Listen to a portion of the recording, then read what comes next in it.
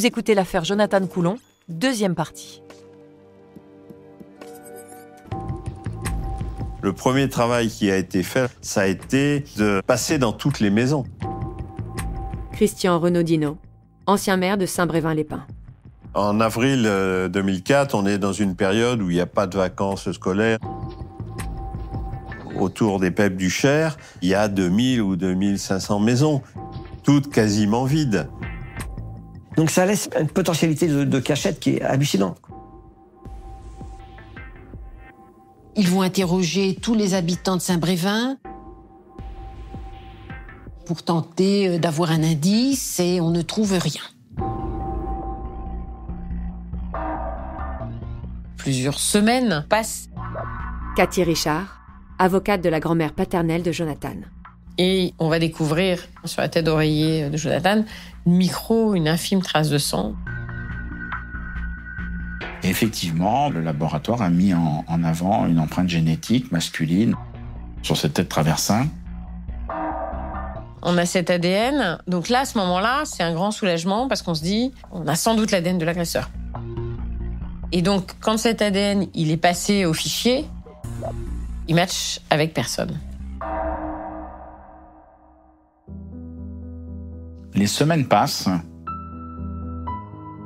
et on se dit, oui, que les chances s'amoindrissent de le retrouver vivant.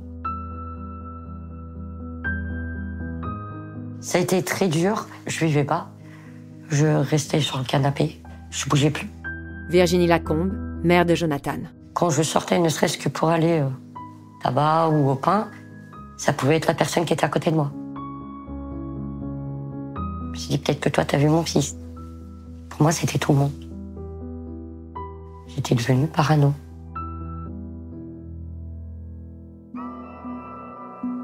Et le 19 mai, c'est une habitante du manoir de la Porte-Calon, de Guérande, qui observe une forme dans la mare qui jouxte le manoir. Ils ont vu cette masse qui s'est déplacée petit à petit d'un premier endroit jusqu'au déversoir. Donc quasiment à traverser toute la mare, sur plusieurs jours, disent-ils. Les pompiers sont descendus avec une tenue de plongée. Eux ont vu que c'était le corps d'un enfant.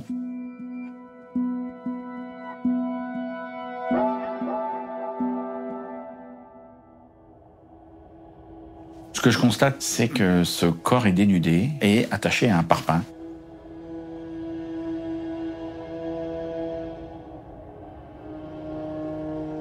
Vu les lieux, vu le contexte, vu la proximité de la disparition, voilà, le lien est rapidement fait.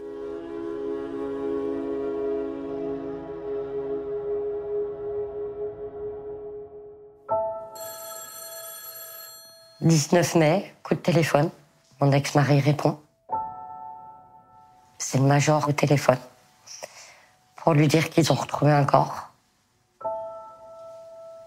Et que c'est Jo.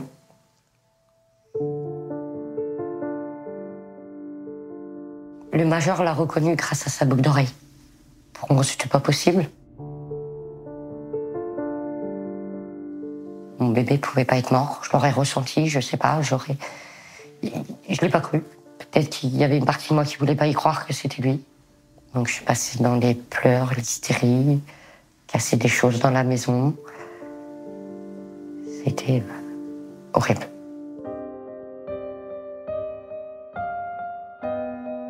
Je suis en vacances avec mes parents, on est devant la télé et les infos et du coup la télé nous balance l'info que Jonathan était retrouvé mort. Louis Musso, copain de classe de Jonathan. Je tilte pas en fait. Et mon père me regarde et il me dit « T'as compris ?» Et c'est là que je fonds en larmes et que je dis « Oui, j'ai compris. » J'avais toujours cet espoir qu'il reviendrait. Parce qu'on se dit pas qu'il est mort. C'est pas... À cet âge-là, on n'imagine pas ça.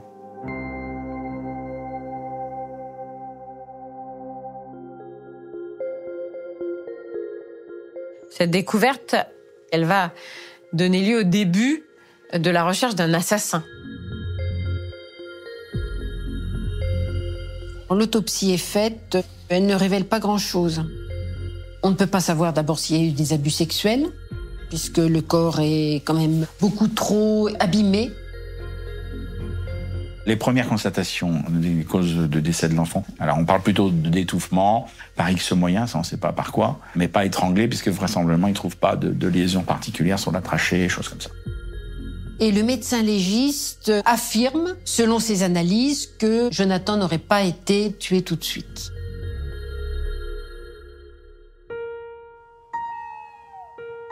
Jonathan aurait été séquestré plusieurs jours avant d'être immergé dans l'étang.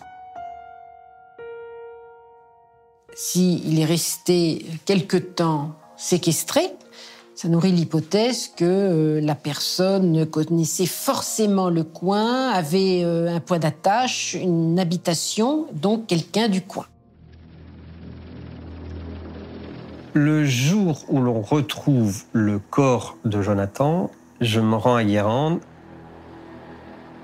et en fin d'après-midi, l'ancien maire de Guérande sort de l'espace du manoir et il dit « Pour mettre cet enfant à cet endroit-là, il faut être du coin. » Il faut connaître où il est devenu au moins une fois. Il n'y a pas 36 solutions. C'est pas un étang qu'on découvre comme ça le long de la route, donc il fallait forcément connaître. Et vous le connaissiez pas? Personnellement, non. Personnellement, non.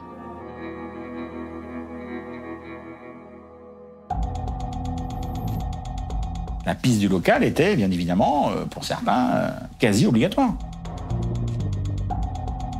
On se dit, on va obligatoirement le trouver. On va faire le fichier des personnes connues sur les agressions sexuelles, sur les attouchements d'enfants, les affaires sexuelles. Et on va faire ça, on va traiter ça. Et puis, les enquêteurs vont ensuite aussi faire des prélèvements ADN sous l'impulsion du juge d'instruction. Et donc, à ce moment-là, on va prélever plus de 2000 ADN, plus de 2000 hommes, pour pouvoir comparer à ce fameux ADN qu'on avait, cette micro-tache de sang trouvée.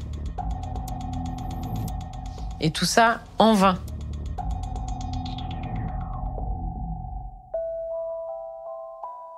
Et après 4 ans, quand on découvre que l'ADN, cet ADN sur lequel on fondait nos espoirs, en réalité, il était simplement l'ADN d'un petit garçon qui avait été avant Jonathan dans ce lit.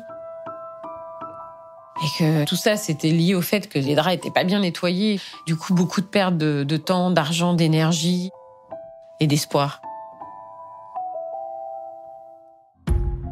Nous sommes maintenant en 2008, 4 ans après la disparition de Jonathan. Les investigations locales n'ont donc rien donné, malgré près de 2300 tests ADN effectués dans l'entourage direct et indirect du petit garçon. C'est l'arrivée d'une nouvelle juge d'instruction qui va relancer l'enquête.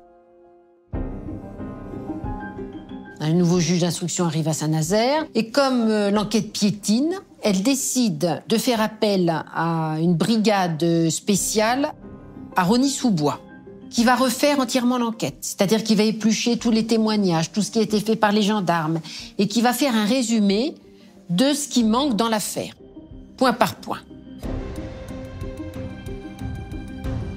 Dans les éléments initiaux qui avaient été transmis, le corps avait été immergé quelques jours.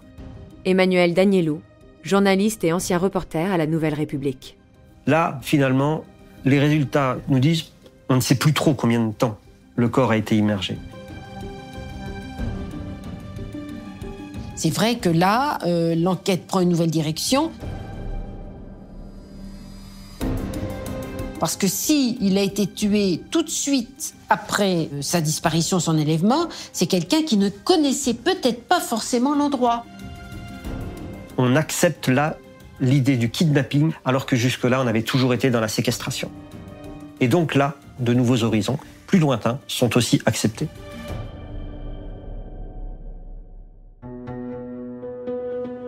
La vie passe. La vie passe. On était convoqués à peu près tous les ans par le juge d'instruction de Saint-Nazaire. Catherine Salsac, avocate de la mère de Jonathan.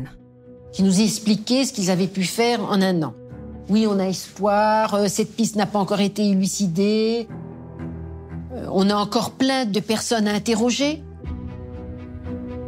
L'attente est très très dure. Je dirais, est-ce qu'un jour on aura le coupable? Est-ce qu'on le retrouvera jamais? C'est très très dur de pas savoir.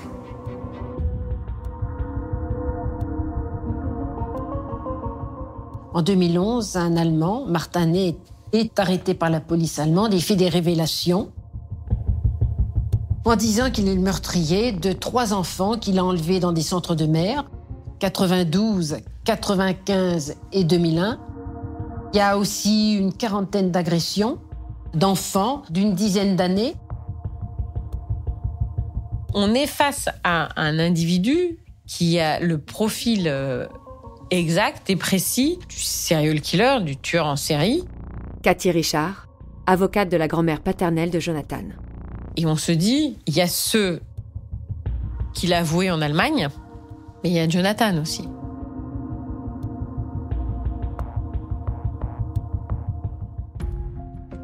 Coup de théâtre. Avril 2011, en Allemagne, près de 7 ans jour pour jour après l'enlèvement, un certain Martin Ney est arrêté à Hambourg. Il est éducateur et suspecté d'avoir enlevé et tué 3 garçons dans son pays, dans des circonstances similaires à la disparition de Jonathan.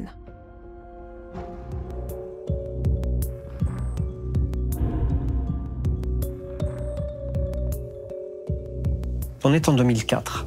À l'époque où Jonathan a disparu, mais il n'a pas encore été retrouvé, arrivent des policiers allemands qui viennent faire savoir à la police française que dans le nord de l'Allemagne, il y a eu des disparitions d'enfants. Et certains témoins ont vu un homme en noir, qui va être défini comme le Schwarzmann.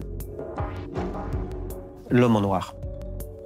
Il se déplace dans le noir et on ne sait pas exactement à quoi il ressemble parce qu'il est habillé en noir, il est cagoulé. Mais à ce moment, on ne sait pas qui est ce Schwarzmann.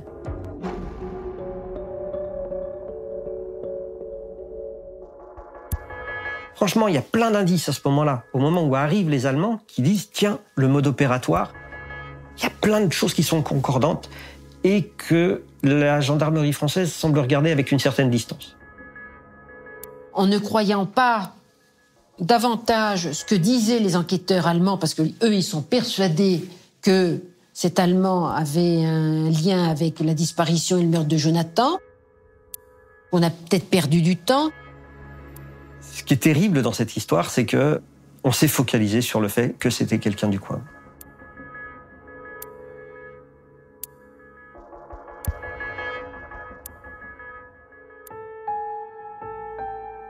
En 2011, Martin Ney, quand il est arrêté, est reconnu comme étant celui qui était l'homme en noir, le Schwarzmann. Martin Ney, c'est quelqu'un qui est né en 70, qui a beaucoup voyagé. C'est un homme qui a travaillé dans des centres de vacances, avec des enfants. C'est un animateur qui connaît les colonies de vacances. Le chasseur, il va chasser là où il peut trouver ses proies. Un homme tout à fait normal en apparence et se déguisant en véritable monstre la nuit. Pouvant prendre sa voiture, rouler pendant des kilomètres et puis arriver à un endroit précis, ouvrir la porte d'une maison pour voir s'il y a un petit garçon s'y trouver. Les affaires entre ces 3 petits garçons qui sont enlevés en Allemagne, pour lequel il a avoué que c'était lui.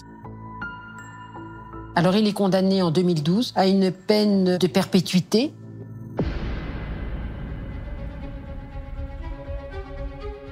On parle comme d'une espèce de bonne volonté de la part de Martin Ney de dire il a reconnu les faits en Allemagne, tout de suite il a coopéré. Eh ben déjà, dans le dossier français, on se rend compte que de toute façon, il n'accepte pas de coopérer. Il nie ce qui s'est passé pour Jonathan. Il se met même en colère. Et il est furieux, il dit que c'est pas lui.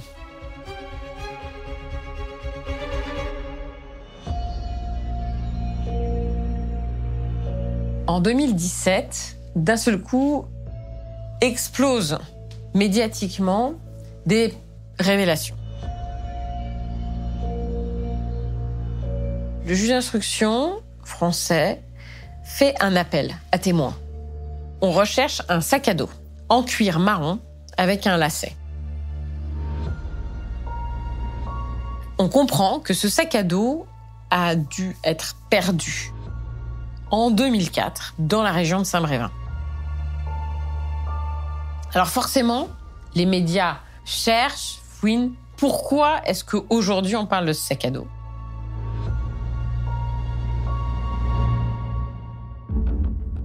En 2017, Martine Ney se lie d'amitié avec quelqu'un aussi qui purge sa peine.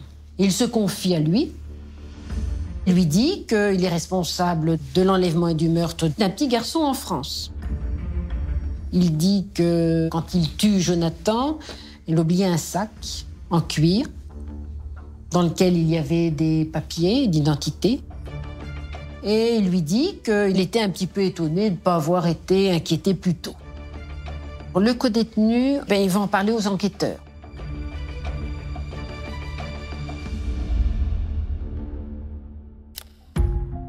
Dans l'affaire du petit Jonathan, le juge d'instruction dispose donc maintenant d'un témoignage qui pourrait l'aider à faire passer Martine Ney aux aveux.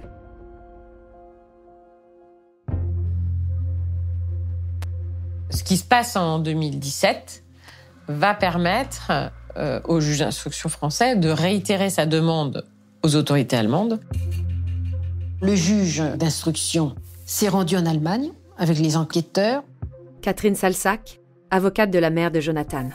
À 2 reprises, il a tenté de parler à Martin Ney, qui n'a jamais voulu rien dire. Donc il y a un mandat d'amener international qui est lancé au mois d'octobre 2019. Et c'est ce qui va permettre, en 2021, la venue de Martine Ney en France.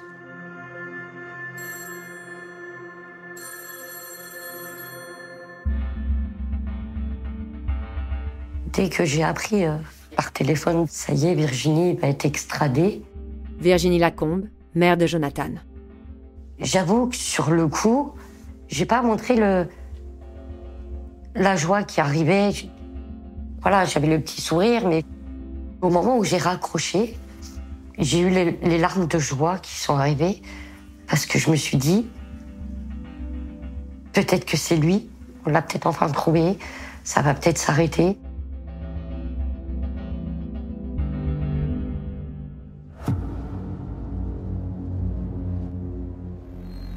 En réalité, l'arrivée de Martine Ney en France permet une avancée procédurale. Ça a permis d'une part sa mise en examen, à l'issue de laquelle il a choisi de garder le silence, ce qui est son droit. Ce qui est très surprenant sur le mode opératoire, c'est qu'on se retrouve avec des enfants qui sont en centre de vacances, qui sont kidnappés de nuit. Emmanuel Danielou, journaliste et ancien reporter à la Nouvelle République. Qui vont être retrouvés morts dans des points d'eau, lestés d'une pierre, ligotés de la même façon. Ça fait beaucoup d'éléments concordants. Forcément, le juge d'instruction va refaire une enquête sur qu'est-ce que Martin Ney faisait, où il était en avril 2004, est-ce qu'il a utilisé sa carte bancaire, quel véhicule il avait, est-ce qu'il était en vacances, quelle personne il a fréquenté. Le juge d'instruction n'a que 8 mois pour faire son enquête autour de Martin Ney, sachant qu'après, au mois de septembre 2021, il devra restituer Martin Ney aux autorités allemandes.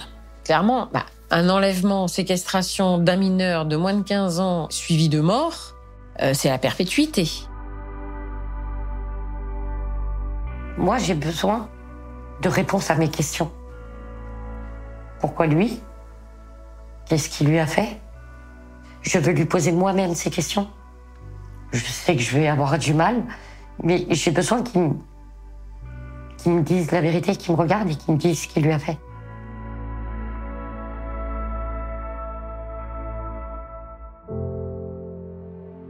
Jonathan aurait 28 ans au mois d'avril. Micheline Lacombe, grand-mère de Jonathan. À chaque fois quand je passe devant ses photos, je dis « Qu'est-ce que t'es beau, c'est dommage que t'es plus là. » Oh, ça fait beaucoup de mal.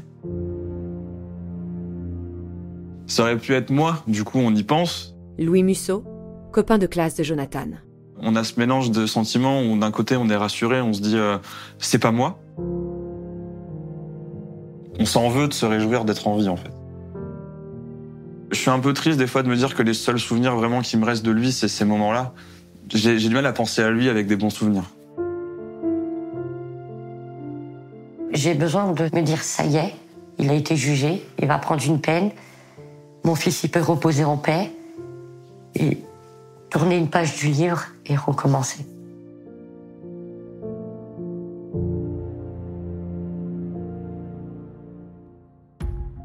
Avec la mise en examen de Martin Ney, le 20 janvier 2021 par le juge Lawrence, la famille de Jonathan peut désormais espérer connaître la vérité sur sa mort.